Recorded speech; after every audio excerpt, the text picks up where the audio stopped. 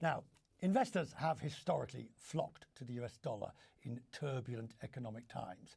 Tariff turbulence has been putting that safe haven somewhat on the rocks. The dollar has lost steam. Remember, we've been talking about bonds earlier. Bonds have gone in the wrong direction, and now the dollar's lost steam too. It's down around 8% compared to the euro and the yen, almost 10% off to the very safe Swiss franc. Edward Luce is the US national editor for the Financial Times. Edward, these are very rum times, as we used to say. Very rum times when you've got the bond market going down. But the dollar, why would the dollar weaken in this scenario? So this is not what you would normally expect. When equity markets crash, normally bond prices go up and yields go down because the dollar, in the form of US Treasury bonds, is the safe asset that people flee to in times of panic, war, global financial crashes, pandemics, etc. What's different this time is that people are no longer trusting the authority behind the dollar, and that authority is Donald Trump. He's proven himself so volatile, so capable of acts of what, in a very dispassionate bond market view, are spectacular, sort of risky and unpredictable and capricious, that the sort of full faith and credit, the trust and safety that was vested in the US dollar is now going. There is a Trump premium now, and that's new. We for 80 years, the dollar's been king, and it's no longer uncontested king. Arguably, yes. The point here is, isn't it, that conventional business and economics that you and I have been sort of tootling around for our careers is being turned on its head. And we're almost having to think about the world being flat. The US is no longer being considered as the reliable stalwart. And I wonder, at the moment anyway, and I wonder who takes the place instead. Is it the euro? Good Lord help us. Is it an amalgam of others? Who takes the place?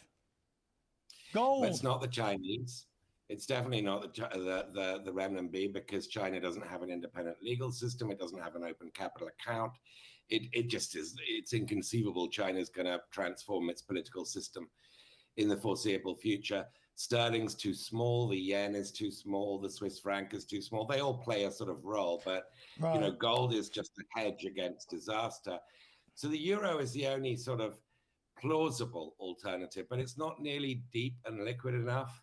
And the fact that, there are so many governments in the European Union, in the Eurozone, means it doesn't have that core sort of bedrock foundational trust that the US federal government can put, or at least until the last week or two, behind the US dollar. I always remember the old joking about virginity. Once it's gone, and it ain't coming back. And that we can say, if we talk about US government credibility, either in bond market or dollar, how difficult would it be to restore that credibility for any US government now? So bond markets are very dispassionate. It's not like the stock markets. There's no casino quality to bond markets. This is a very cold assessment of the ability of governments to repay debt. And since we have a president, who believes that trade wars are really easy to win, and still does believe that, I think that this trust that's taken decades, well, generations really, to build up, it can go very quickly. And to restore it, well, that's a whole different question. I mean, we've got 4 years of Trump as president. The immediate horizon is the next 90 days. He's trying to do, supposedly, trade deals with 75 different countries, allegedly, that have come to him and asked for deals.